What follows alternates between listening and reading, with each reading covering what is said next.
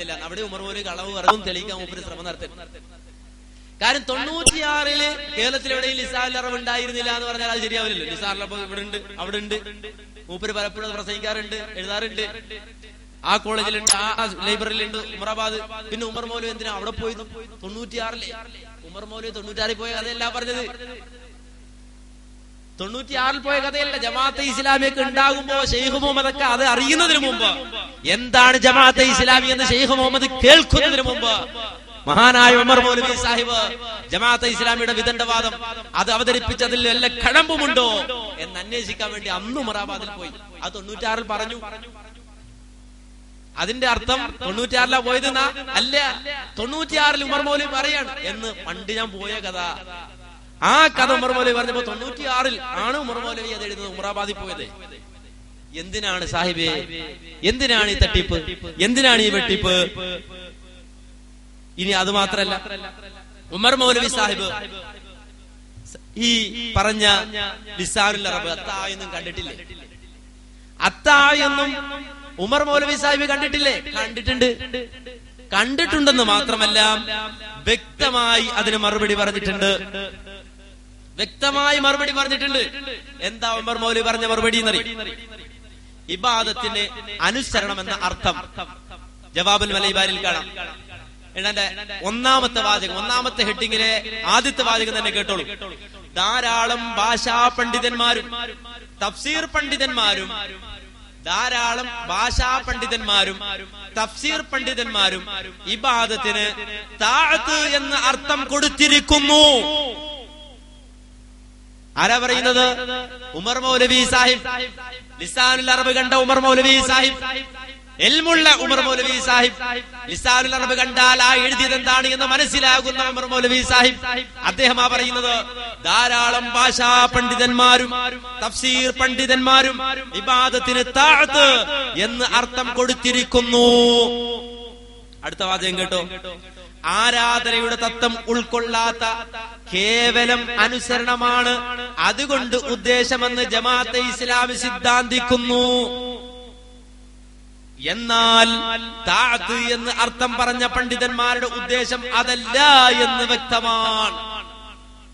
അതല്ല, താഅത്ത് എന്ന് പറഞ്ഞാല് ആരാധനയില്ലാത്ത, ആരാധനയുടെ തത്വം ഉൾക്കൊള്ളാത്ത അനുസരണമാണ് എന്ന് സാങ്കേതികമായി പ്രയോഗിക്കുമ്പോൾ അതിന്റെ അർത്ഥം എന്ന് ഒരിക്കലും ഇല്ല. അപ്പൊ താഅത്ത് എന്ന് പണ്ഡിതന്മാർ അർത്ഥം പറഞ്ഞിട്ടുണ്ട്, മുഫസ്സിരീങ്ങൾ അർത്ഥം പറഞ്ഞിട്ടുണ്ട്. അങ്ങനെ താഅത്ത് എന്ന് കണ്ടാല് പഴയ നേരത്തെ പറഞ്ഞ വിവരം ഉണ്ടല്ലോ, ആ വിവരം വെച്ച് നോക്കരുത്. ഒന്നുകിൽ ഒരു മുൻഷിയുടെ വിവരമെങ്കിലും വേണം, ഒരു സ്കൂൾ അധ്യാപകന്റെ വിവരമെങ്കിലും വേണം. ആ വിവരം വെച്ച് മനസ്സിലാക്കണം എന്താണ് അവിടെ താഅത്ത് എന്ന് പറഞ്ഞത്, അതിന്റെ അർത്ഥം എന്താണെന്ന് മനസ്സിലാക്കണം. ഇനി ലിസാനുൽ അറബ്, ആ ലിസാനുൽ അറബിനെ സംബന്ധിച്ച് വിശദീകരണമില്ലേ? ഉണ്ട്. ജമാഅത്തെ ഇസ്ലാമി പണ്ഡിതന്മാർ സാധാരണ ചെയ്തു കാണുന്നത് പോലെ ഇബാദത്തിന് അനുസരണം എന്നുള്ള അർത്ഥത്തിന് തെളിവായി ടി മുഹമ്മദ് സാഹിബ് ലിസാനുൽ അറബിൽ നിന്ന് ഉദ്ധരിക്കുന്നു. ومعنى العبادة في الأصل الطاعة مع الخضوع. ഇത് ഉമർ മൗലവി എടുത്തു ധരിക്കാണ്. ഇബാദത്തിന്റെ സാക്ഷാൽ അർത്ഥം വിനയത്തോടുകൂടിയുള്ള അനുസരണം എന്നാകുന്നു. ഉമർ മൗലവി വിനയത്തോടുകൂടിയായിരിക്കണമെന്ന നിബന്ധന ലിസാനുൽ അറബിൽ പറഞ്ഞത് ശ്രദ്ധിക്കാത്ത നിലയിലാണ് അവരെ കാണുന്നത്. ലിസാനുൽ അറബിൽ അത്താഅത്ത് എന്ന് പറഞ്ഞപ്പോൾ ആ അത്താഅത്ത് എന്ന് പറഞ്ഞാൽ അവിടെ ഒരു നിബന്ധനയുണ്ട്. ആ നിബന്ധന ശ്രദ്ധിക്കാത്തതുപോലെയാണ് അവരെ കാണുന്നത്. ലിസാനുൽ അറബിൽ നിന്ന് വേറെയും ചില വാചകങ്ങൾ പിന്നെ ടി മുഹമ്മദ് സാഹിബ് ഉദ്ധരിച്ചിട്ടുണ്ട്. ടി മുഹമ്മദ് സാഹിബ് ലിസാനുൽ അറബിൽ നിന്ന് വേറെയും ചില വാചകങ്ങൾ ഉദ്ധരിച്ചിട്ടുണ്ട്. അബദ എന്ന് വെച്ചാൽ ആരാധിച്ചു എന്നർത്ഥം. അതിന് ഇതിനുശേഷം ലിസാനുൽ അറബിൽ ഇപ്രകാരം പറയുന്നു: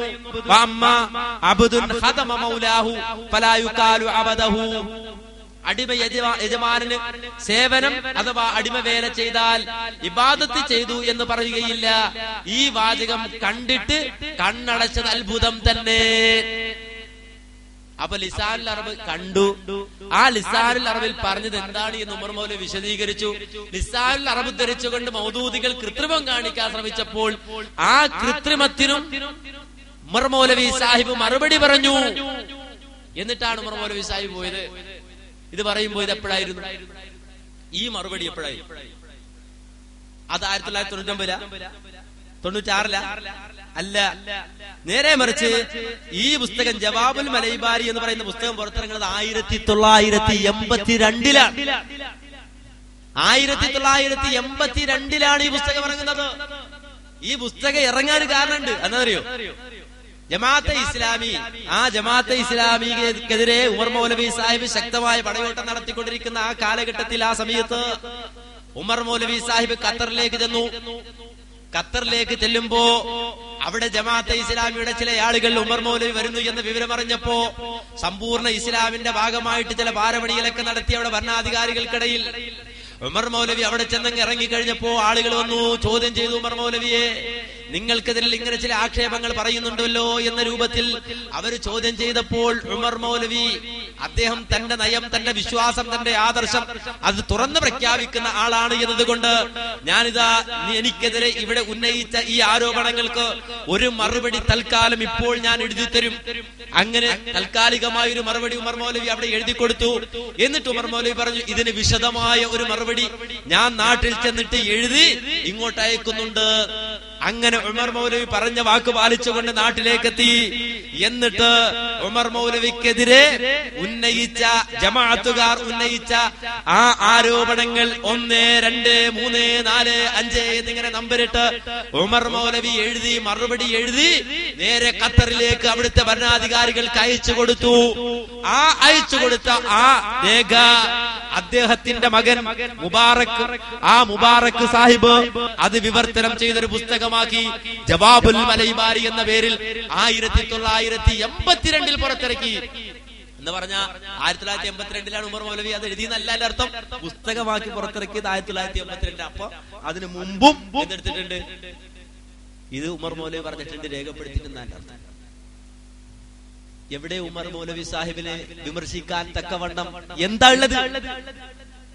എന്താ വിശദീകരിക്കാനുള്ളത്? കേരളത്തിന് പുറത്തും ഈ സാഹിബ് ഈ അളിഞ്ഞ രൂപത്തിലുള്ള വിശദീകരണം നൽകിയിട്ട് ഉമർ മൗലവിക്കെതിരെ പ്രക്ഷോഭം നടത്തുക. ഉമർ മൗലവി ഇന്നലെ ആള് കൊള്ളാലോ, എന്താ പറഞ്ഞത്? റിസാലറബ് കണ്ടില്ല, അത്താ കണ്ടില്ലേ? ഇതാണ് റിസാലറബ്.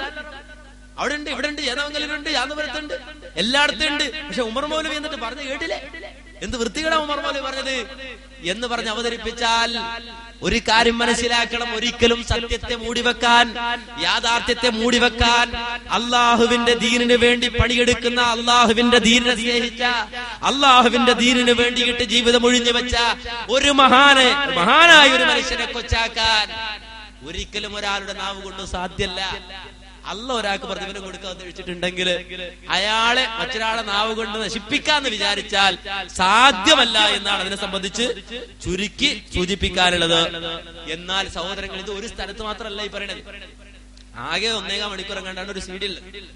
ആ സീഡിയിൽ ആദ്യം ഒരു സ്ഥലത്ത് പറഞ്ഞു, പിന്നെ രണ്ടാമത് അടുത്ത സ്ഥലത്ത് വീണ്ടും പറയാം, പിന്നെയും പറയാം. അരിശം തീരുന്നില്ല. ഒരു വട്ടം സൽസബിയിൽ വായിച്ചു പറയാണ്. ഇനി അതുകൊണ്ട് അരിശം തീരാതെ ഉമർ മൗലവിയെ കുറിച്ച് സൽസബിയിൽ വായിക്കാതെ മൂപ്പരുടെ ഭാഷയിൽ മൂപ്പര് വീണ്ടും പറയുന്ന ഒന്നുകൂടി കേട്ടു.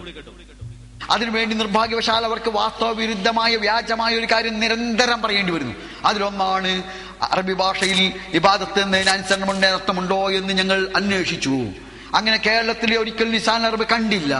ആ ഡിക്ഷണറി അവിടെ അങ്ങ് ഉമറാബാദ് പോയി നോക്കി. അപ്പൊ ബോധ്യമായി അതിലൊരിക്കലും ഇബാദത്തിന് അർത്ഥം എന്ന് പറയാൻ പാടില്ല എന്ന്. പക്ഷേ ലിസാൻ അറബ് നോക്കുന്ന ഏതൊരാൾക്കും അറിയാലോ ഇബാദത്തിന് അനുസരണം എന്ന അർത്ഥമുണ്ട് എന്ന്. കണ്ടോ? നോക്കുന്ന ആൾക്കും അറിയാം, അത് നോക്കുന്ന ആർക്കും അറിയാമല്ലോ ഇബാദത്തിന് അനുസരണം ഉണ്ട്. ലിസാൻ അറബ് പോയി നോക്കിയിട്ട് കണ്ടില്ല എന്നൊക്കെ പറയുന്നത് എന്തർത്ഥത്തിലാന്ന് ചോദിച്ചിട്ട് വീണ്ടും ഉമർ മൗലവി കുത്തന്റെ ഇടക്ക് വിട്ടുപോകാതിരിക്കാനാണ് രണ്ടു വട്ടം പറഞ്ഞ കാര്യം 2 വട്ടം കേൾപ്പിക്കട്ടെ. അതുകൊണ്ട് 2 വട്ടം കേൾപ്പിച്ചു. 2 വട്ടം അത് 1 വട്ടം പറഞ്ഞ കാര്യം 2 വട്ടം കേൾപ്പിച്ചല്ല, 2 വട്ടം പറഞ്ഞ കാര്യം 2 വട്ടം കേൾപ്പിച്ചു.